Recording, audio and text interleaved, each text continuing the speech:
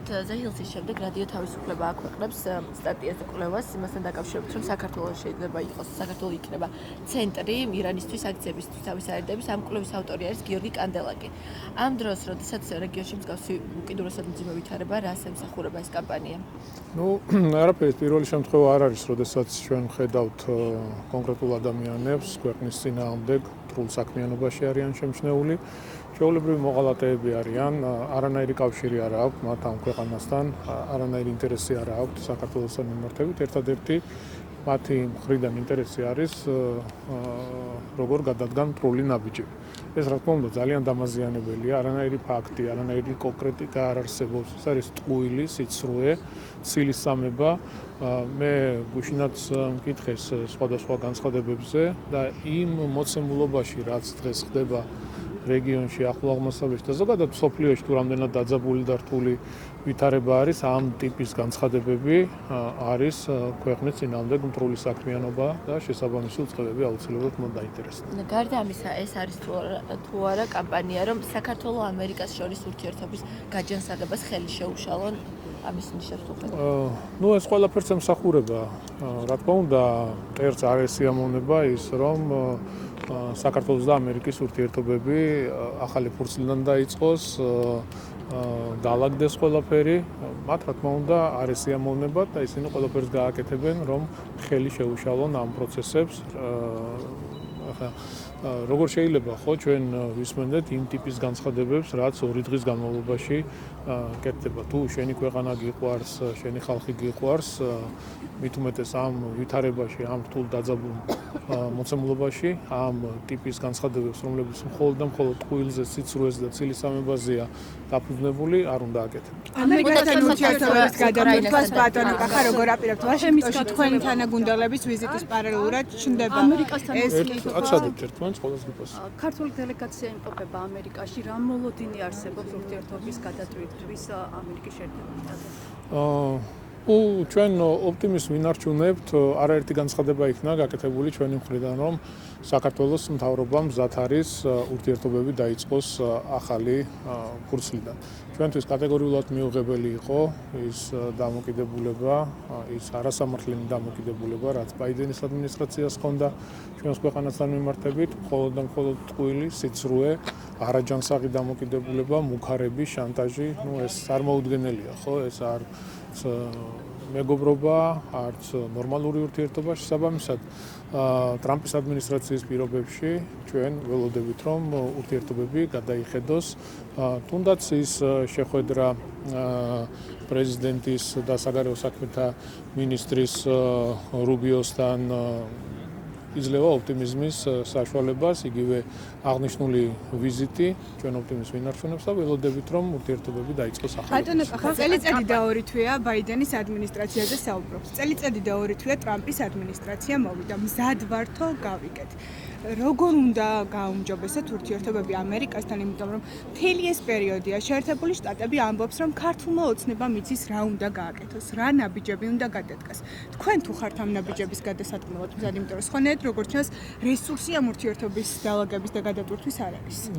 ჩვენ რა ნაბიჯები უნდა გადავდგათ? საქართველოს რა ნაბიჯები უნდა რასაც გეუბნებათ შეერთებული შტატები? შეერთებული შტატები რას გეუბნება, მითხარით? შეერთებული შტატები გეუბნებათ, რომ არ უნდა ყავდეს პოლიტიკური პატიმრები, უნდა დაუბრუნდეთ უნდა დაუბრუნდეთ დასავლურ კურსს და არა დგამდეთ ავტოკრატიული სასიკეთო ნაბიჯებს. თანმიმდევრულად მივყვეთ, ხო? ვინ არის პოლიტიკური პატიმარი დამისახელეთ და ვინ აკეთებს ამ განცხადებას? არ ყავს ბატონო კახა? რა თქმა უნდა არ ყავს და დამისახელეთ აბა ვინ აკეთებს ამ განცხადებას ოფიციალური ამერიკის მხრიდან? ვინ აკეთებს? თქვენ არ გინახავთ ჩანაწერები ამის შესახებ? ჯონსონზე თავდასხმას თუ აპირებთ, ისევ არ ვიცი. ბატონო კახა, რა ნაბიჯების გადადგმას აპირებთ ამერიკასთან ურთიერთობის გადასატვირთად? ჩიხში თქვენ ხართ ამდენი ხანია ამერიკასთან. ნახეთ, თქვენ დამისვით შეკითხვა. მე გიბრუნებ კითხვას. მითხარით კონკრეტულად ადამიანი უწყება ვინ გააკეთა ამერიკის ოფიციალური მხრიდან აღნიშნული განცხადება. მეგობრებო, ნახეთ, აი ხო ხედავ უკვე ჩიხში შედიხართ და სხვადასხვა რაღაცეებს ედები. თქვენ რომ ჩიხში ხართ ამერიკის შეერთებულ შტატებთან ურთიერთობაზე ამაზე რას გვეტყვით? არ გაქვთ არანაირი პასუხი. გისმევთ ძალიან მარტივ შეკითხვას. ჟურნალისტი ბრძანდებით, როდესაც კითხვას მისმევ, მომზადებული უნდა იყო, ხო? არანაირი არგუმენტი არ გაქვთ. აი რაღაცა გამოგონილი თემებით თქვენ მხარდამჭერებს ცდილობთ რომ რაღაცა ილუზიები შევქმნათ და ამ ილუზიებში ცხოვრობთ ამდენი წელია და იმიტომ ხართ იმ მდგომარეობაში, რა მდგომარეობაშიც იმყოფებით. მარტივი კითხვა დაგისვით. რა ნაბიჯებს გადადგამთ. მარტივი კითხვა დაგისვით. მე რომ გიპასუხოთ. თქვენ მითხარით კონკრეტული ფაქტი იმასთან დაკავშირებით, ვინ ყავს პოლიტიკური პატიმარი ერთი და მეორე შეკითხვა. ხო მარტივად ვსაუბრობ და მარტივი კითხვა. მეორე, მითხარით ამერიკის მხრიდან, ოფიციალური ამერიკის მხრიდან ვინ გააკეთა განცხადება ამ ყველაფერთან დაკავშირებით. ამერიკის შეერთებულ შტატებში არსებობს აქტები, რომელშიც ამაზე საუბრობენ, ან თქვენ არანაირ გადაწყვეტილებას არ მომზადეთ, არ ხართ მომზადებული და ნუ მოხვალთ ეგეთი მომზადებელი მეორე. ორიანს გიწერთ დღეს. ზელენსკი და ეუბნება რომ თუ დაბლოკავს დახმარებას უკრაინის მიმართ სამხედროებს ეტყვის მათ მისამართს. მეორე მხრივ ჩვენ მოვისმინეთ მათ შორის მარტაკოსის განცხადება რომ 2027 წლამდე უკრაინა ვერ გაწევრიანდება ევროკავშირში. რა მდგომარეობაში არის ახლა ეს უკრაინა და ზელენსკის იმ მდგომარეობაში უკრაინა იმყოფება, მტერსა რუსურად. უმძიმესი მდგომარეობა. მშვიდობა მინდა უსურვო უკრაინელ ხალხს. უკრაინა ნამდვილად არ იმსახურებდა იმას და იმ მდგომარეობაში ყოფნას, სადაც დღეს ისინი იმყოფებიან. ჩვენ რა თქმა უნდა გული შევგვტკივა უკრაინელ ხალხზე, მაგრამ პირველ რიგში ვფიქრობთ და ვზრუნავთ ჩვენს ქვეყანაზე და ჩვენს ხალხზე. შესაბამისად ჩვენი პოლიტიკით ყველაფერი უნდა გავაკეთოთ მომავალშიც, რომ პირველ რიგში დავიცვათ ჩვენი ქვეყანა, ჩვენი ქვეყნის სუვერენიტეტი, ქართველი ხალხის ინტერესი და ყველაფერი უნდა გავაკეთოთ იმისთვის, რომ ის ვითარება და მდგომარეობა არ მქონდეს ქვეყანაში, რაც დღეს უკრაინაშია და რისკენაც მოგვიწოდებდნენ, გვაშანტაჟებდნენ, ვალდებულებდნენ, გვემუქრებოდნენ, რომ ქვეყანაში მეორე ფრონტი გახსნილიყო და ქვეყანა მიერთებოდა სანქციებს, მაგრამ ჩვენი სწორი პოლიტიკით, პრაგმატული ხედვით და გადადგმული ნაბიჯებით შევინარჩუნეთ ის პოლიტიკა, შევინარჩუნეთ მშვიდობა და დავიცავით ქვეყნის ინტერესს. ბატონო კახა, ჩინური საგადახდო სისტემის ალტერნატივა რატომ ჭირდება? რომ ირანმა საქართველოს შეიძლება დაარტყას, ვახტე კაბინეტზე აუჩნდებს ასეთ განცხადებას, რომ შესაძლებელია ირანმა საქართველოს დაარტყასო. თქვენი ეს შესაძლებელია თუ არა მართლა ასეთი რამე მოხდეს და თუ არა, მაშინ რატომ არ ცოლებენ ასეთ ინფორმაციას? ნახეთ, მთელი აგენტურა ჩართულია დეზინფორმაციაში ქვეყნის წინ. ეს ადამიანები ვერ იტანენ მშვიდობას, აგრესია აქვთ მშვიდობის მიმართ. მე მგონია, რომ დღეს საზოგადოება კიდევ უფრო კარგად აფასებს და ხედავს ამ უსამშობლო ადამიანებმა რა იკადრეს და რა გააკეთეს 2008 წელს. ვისი დაკვეთით მოქმედებდნენ, ვისი დავალებით მოქმედებდნენ და რამხელა უბედურება მოუტანეს ქვეყანას. შესაბამისად ის განცხადებები, რასაც ვისმენთ ჩვენ, მხოლოდ და მხოლოდ მიმართულია ქვეყნის წინააღმდეგ, ნამდვილად არ სიამოვნებთ ის, რომ ქვეყანაში ჩვენ გვაქვს მშვიდობა, ნამდვილად არ სიამოვნებთ ის, რომ ქვეყანა ეკონომიკურად ვითარდება, წინ მიდის, ამიტომ ძალიან დიდი სიფრთხილე მართებს და რა თქმა უნდა გავაგზავნოთ იმ პოლიტიკის განხორციელება, რაც პირველ რიგში ჩვენი ქვეყნისთვის არის მნიშვნელოვანი. ქვეყანაში რატომ გჭირდება SWIFT-ის ალტერნატივა, იქნებ გითხრათ, სანქციების მოლოდინში გადადგმული ნაბიჯებია ეს მთლიანად ჩინეთთან დაახლოების პოლიტიკა და მათ შორის ჩინური საგადახდო სისტემის შემოტანა ბანკებში, იმიტომ რომ SWIFT-ი ქვეყანაში ამ დრომდე ყოველ შემთხვევაში ფუნქციონირებს, რატომ ეძებთ სხვა ვარიანტებს? ჩვენ ყველაფერს გავაკეთებთ და ყველაფერს მოვძებნით, რაც ქვეყნისთვის სასიკეთო იქნება და ქვეყნისთვის საჭირო იქნება. იმიტომ რომ SWIFT-ის გათიშვის მოლოდინი გაქვთ ბატონო კახა, რაში ყველაფერს გავაკეთებთ. ეს იქნება ჩინეთთან ურთიერთობები, ევროპასთან ურთიერთობები, ამერიკასთან ურთიერთობები, რაც ქვეყნისთვის სასიკეთო და მნიშვნელოვანი იქნება, რაც ქართველი ხალხისთვის ბენეფიტის მომტანი იქნება, ყველაფერს გააკეთებთ საქართველოს ხელისუფლება. სანქციების მოლოდინის გამოაკეთებთ ამას გეკითხებით ბატონო კახა. მარტაკოსის განცხადებაზე უნდა გითხოთ, რომელმაც Bloomberg-თან ინტერვიუში განაცხადა, რომ ევროკავშირის წევრი უკრაინა 2007 წლამდე ვერ გახდება, მაშინ როცა აქამდე გვისმოდა განცხადებები, რომ მალე გახდებოდა უკრაინა ევროკავშირის წევრი, როგორ შეაფასებთ? არა, ჩვენ ხო ვიცით რეალობა რა არის, ხო? ჯერ კიდევ როდის ამბობდნენ იმას, რომ შეუძლებელია უკრაინა და საქართველოს მიმართებითაც იგივე დამოკიდებულება იყო, რომ ჩვენ გავხდეთ ევროკავშირის წევრი ქვეყანა.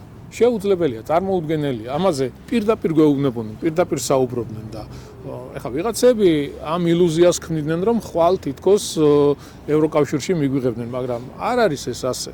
ამიტომ არ უნდა მოვატყუოთ ხალხს და პირდაპირ უნდა ვისაუბროთ რეალობაზე ხა ევროპასაც რო შევხედოთ, ევროპა უდიდესი გამოწვევების წინაშე დგას, უდიდესი პრობლემის წინაშე დგას. თვითონ ევროკავშირში გაწევრიანებულ ქვეყნებს ერთმანეთში რა ურთიერთობებია, როგორი დაძაბულობა არის, ის განცხადებები, რაც მოვისმენთ ბალტიისპირეთის ქვეყნების მხრიდან და ზოგადად რა ვითარება არის მსოფლიოში, ყველა კარგად ხედავთ, რამდენად დაძაბული და რთული.